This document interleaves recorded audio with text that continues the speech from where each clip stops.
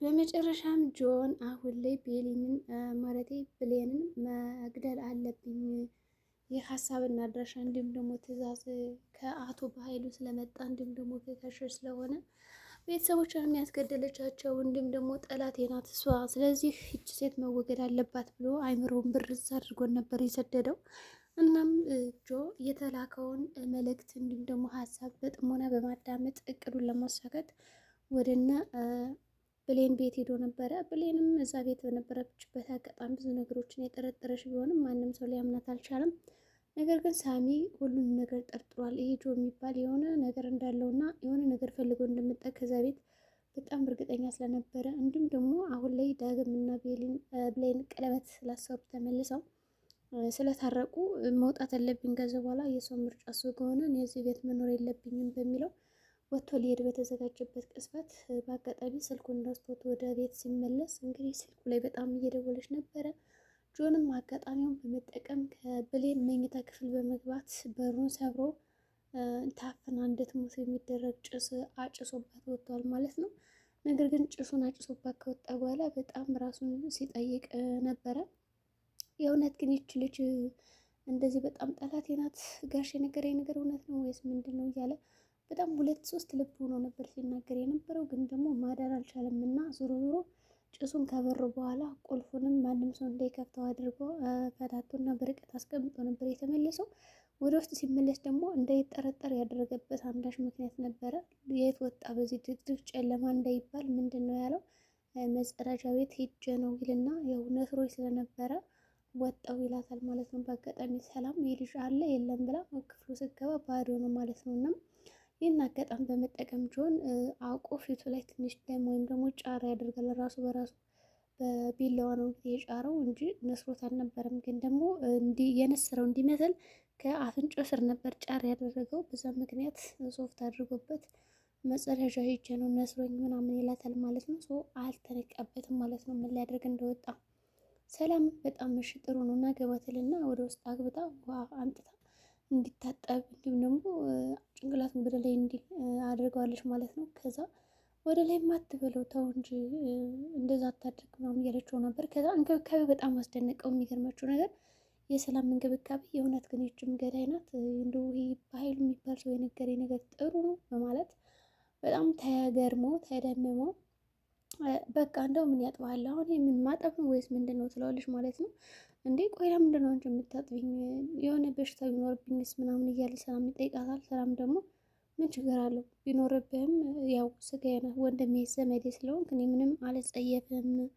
ሲጀመር ደግሞ በእርግጥ በብዙ ነገሮች እንዲሁም በደንብ ብዙ ነገሮች የሚተላለፉ ነገሮች እንዳሉ እርግጥ ነው። ግን ደግሞ ይህንን ነገር አይቼ ዝም ማለት አልችልም እና እኔ ላጥብ እችላለሁ ከተዋረሰኝም ተዋረሰኝም፣ ስለዚህ ያን ያክል የሚያሳስብ ነገር አይኖርም በማለት ነበር የመለሰችለት። ዞሮ ዞሮ እሱም እንደዛ ካለችው በኋላ በጣም አንቺማ እንድታጠኝ አልፈልግም አምጪ ራሴ እታጠባለሁ ይልና ተናዶ ማለት ነው ጆኮሊ ውስጥና ራሱን መታጠብ ይጀምራል። ከዛ ተጨነቀ። በቃ ወደዛ ክፍል ሄዶ ራሱ መተኛት አልቻለም። ዘው ቁጭ ብሎ በጣም ሲያለቅስ ነው የነበረና ስለ ብሌን ሲያስብ ነበረ።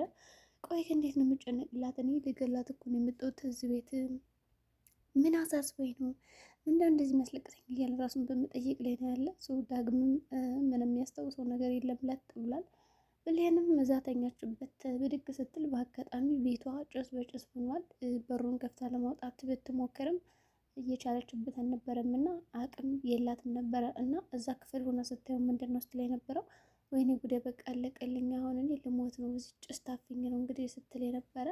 በጭስ ታፍኝማ መሞት የለብኝም በማለት በሩን ብትቆፈቁፍ ማንም ሰው ሊሰማት አልቻለም። ስለዚህ ያላት አማራጭ እንደምንም ወደ በሩ ተጠግታ መክፈት ነበር። በአጋጣሚ ደግሞ ቁልፉ ሳታየው ወይም ደግሞ ከጭሱ መብዛትና መታፈን የተነሳ ቁልፉ ከቀዳዳው ላይ ሊገባላት አልቻለም እና በአጋጣሚ የሆነና ቁልፉ መሬት ላይ ይወድቃል። በዚህም ጭሱ በጣም ኃይለኛ ስለነበረ እያፈናት እንዲሁም ደግሞ እያባሳት ነበር የመጣና ስለዚህ የመጨረሻ አማራጭ ወይም ደግሞ ተስፋ አለኝ ብላ ያደረገችው አንድ ነገር ምንድን ነው ወደ መኝታ ክፍሏ ቀስ ብላ እንደምንም ተንጨራታ ሄዳ ስልክ መደወል ነበር የፈለገችው ማለት ነው። እና እየተሳበች መሬት ለመሬት በመሄድ ወደ ስልኳ ለመያዝ እየሞከረች የነበረበት አጋጣሚ ሳሚ ተመልሶ መጥተው ስልኩን ለመውሰድ ምንድን ነው ይሄን ያክል የሚጨንቀኝ? እንደው ብሌን ምን ሆና ነው ደግሞ? እኔ ለምን እጨነቃለሁ? ከአሁን በኋላ እኮ የሚወዳት የሚያፈቅራት ሰው አለ፣ ስለዚህ አይመለከተኝም ብያለ ጥሏት ሊሄድ ነበር የፈለገ። ከዛም በኋላ አላስቻለው። የሚገርማችሁ ነገር ስልኩ ሳሎን ላይ ነበርና ገባ። ከዛ ወደ ስልኩ ሳይ ተደውሏል። ማን ነው የሚደውልብኝ በዚህ ሰዓት? ብሌን ናት ወይስ ማናት በሚለው ራሱ በጣም ተጠራጥሮ ብዙ ነገሮችን አድርጎ እንዲሁም ደግሞ ከባድ ነገሮችን እያሰበ ነበር። ዳግም ደግሞ በራሱ ቤት ላጥ ብሏል። እንግዲህ አይሰማ ምን አይል አያልም።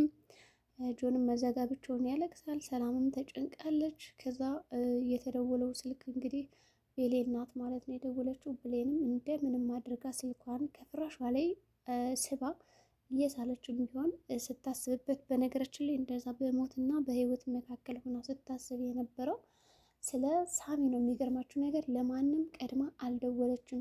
ቀድሞ ሊደርስልኝ የሚችለው ሳሚ ነው በማለት ነው እንግዲህ የደወለችው ስልኩ ላይ።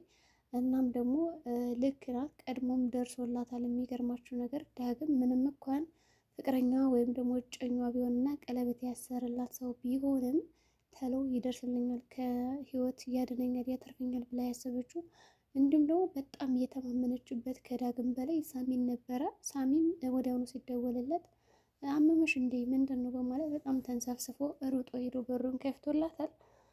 ስለዚህ አድኗታል ማለት ነው።